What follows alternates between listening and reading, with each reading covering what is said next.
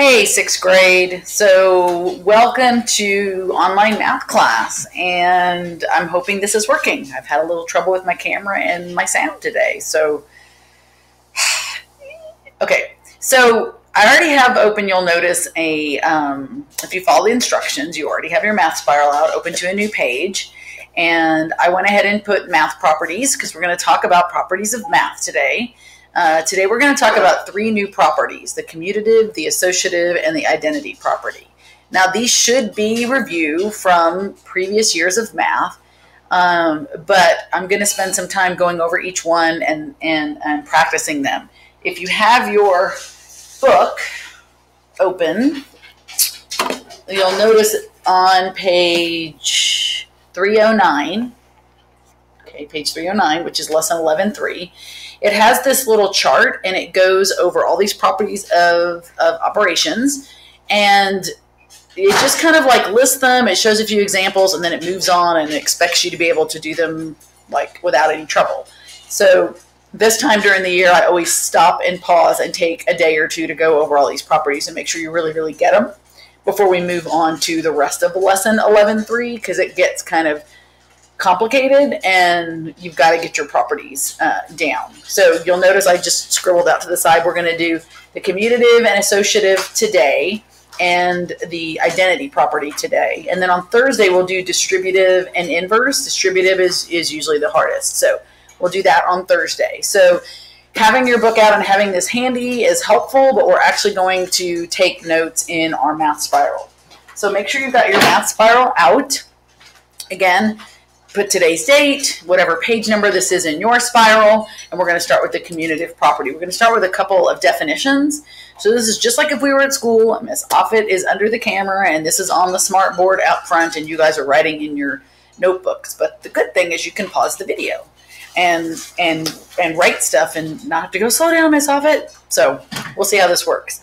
So one of the things that before we talk about the commutative property, there's two different commutative properties. I want you to write this word commute, okay, and then put the word change equals change. So when we say, because there's a commutative property of addition and the commutative property of multiplication, and they both share this word commute in it. And so you may not know the word commute, like if your parents commute to work, that means they change their location. They go from home to their place of business, and we call it a commute. So just a new vocabulary word. So the commutative property has to do with changing locations, okay? And so that's just kind of a good little key word to remember as you're thinking of what this is a commutative property. Commute means change. We commute to work or commute home or back and forth. So there's two different definitions here. The first one is going to be the commutative, and there is a lot to write here, but you can pause this while you write it. Commutative property of addition. And we're going to give it a definition. And that is, however you want to organize this, it means changing the order of numbers. Oops. Will not change the sum. Okay, so that's going to be the definition for that. I feel like this camera's a little, it might be it's a little clearer. Okay, so what's an example? Okay, so we're going to put a couple of examples of the commutative property of addition. So the first example is going to be using variables because it means any two numbers. It's A plus B is equal to B plus A. Whatever A and B are, it's equal to the same thing as B plus A. It doesn't matter. You can change the location, and it doesn't matter when it comes to addition. Okay, let's throw a couple of other examples here under commutative property of addition. Let's do a few more.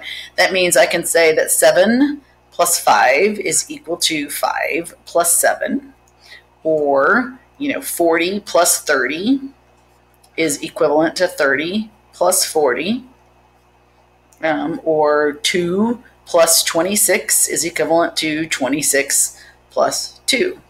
So it really doesn't matter. I can change the order. Even if I had something like a variable in it, like 4x plus 3 is also equivalent to 3 plus 4x. So they're equivalent. They are equal to each other. They are. If I substitute in the same number for x on both of these and solve them, I would get the same answer. So this is my commutative property of addition. So that's the first one. And then the commutative property of multiplication, commutative, you know how I am about spelling, property of multiplication. Okay, so now we're talking multiplication. The same thing applies. I can change its location, and it's not going to change this time it's not going to change the product. Because remember, sum is for addition. So this time we're going to say changing the order of the numbers. Again, changing. Okay, I'll try to be neat, sorry. The order of the numbers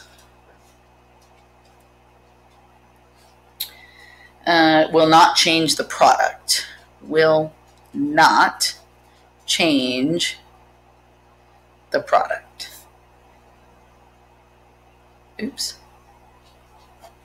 Okay, remember, product is multiplication. That's a U and a C. If you can't read my horrible writing there, I apologize. Okay, so let's give an example of this one too. Okay, this time I'm just going to use A times B is equivalent to B times A. And we'll throw a couple of examples down, like, 4 times 7 is equal to 7 times 4, right? Or 6A times 5 is equivalent to 5 times 6A. Just kind of making up some stuff here. Or you could even do 3A squared times 2 is equivalent to 2 times 3A squared. Okay, it doesn't matter the order. Okay, I would still multiply these two together and then multiply that one, or I could multiply these two together and then multiply. It really doesn't matter because you're multiplying them all together. Again, this only works for multiplication and addition. The commutative property, it does not work for subtraction. It does not work for division. If you switch the order of numbers in subtraction, you're going to end up getting negative numbers when you're not supposed to. And if you switch the order of the numbers in division, you're messing up the dividend and the divisor, and it will completely mess up your answers. You'll end up with decimals when you're not supposed to, and then be like, what did I do? And okay, so you can't change the order. Only addition, only multiplication, it works. The commutative property. Okay, so let's see here. So I'm going to write a few on the page, and then I want you to copy them down. I'm going to just flip over to the next page. And I want you to pause the video, be honest after you copy them down. Let's just go to a clean page over here. And then I want you to write, solve them, and then start the video and see if you got them right. Okay, so these are just a couple of practices for commutative property. So I want you to use the commutative property to generate equivalent expressions. You don't have to write the instructions, but I will. So use the commutative property. Okay, because I want you to understand this vocabulary, because you're going to see these questions on homework practice and quizzes and tests in the future in math. To generate, which means you're going to write your own equivalent expression. Okay, so I'll do the first one, and then you'll do a few on your own. Okay, so the first one I'm going to write is 3 plus 12. Okay. So your task here is using the commutative property, generate an equivalent that would be an expression that would be equivalent. Well, if I just change the order, because remember commute means change, then I can do 12 plus 3, and that would be my answer.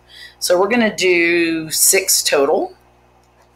Okay, and I want you, like I said, be honest and pause the video after you've copied them down. Number 2 is 45 times 8. Number 3 is 7 plus 10y. And you're going to put an equivalent expression out to the side. Number 4 is 6x plus 9. Number 5 is 4r times 11t. And number 6 is 17 times negative 8. Okay, so I want you to pause the video, and then I want you to solve these and then come back and hit play again. And I'll put the answers down. You'll see if you got them right. Okay, hit pause, hit pause, hit pause, hit pause, hit pause. All right. Okay, so unpause the video. Hopefully you're back and you've written your answers. Let's see how you did. Okay, so check your work. So this should have been 8 times 45. Shocker. This should have been 10y plus 7. Should have been 9 plus 6x. This should have been 11t times 4r. And this last one should have just been negative 8 times 17. And you can put this in parentheses or not. It really doesn't matter. Okay, so that's just the commutative property of addition and multiplication.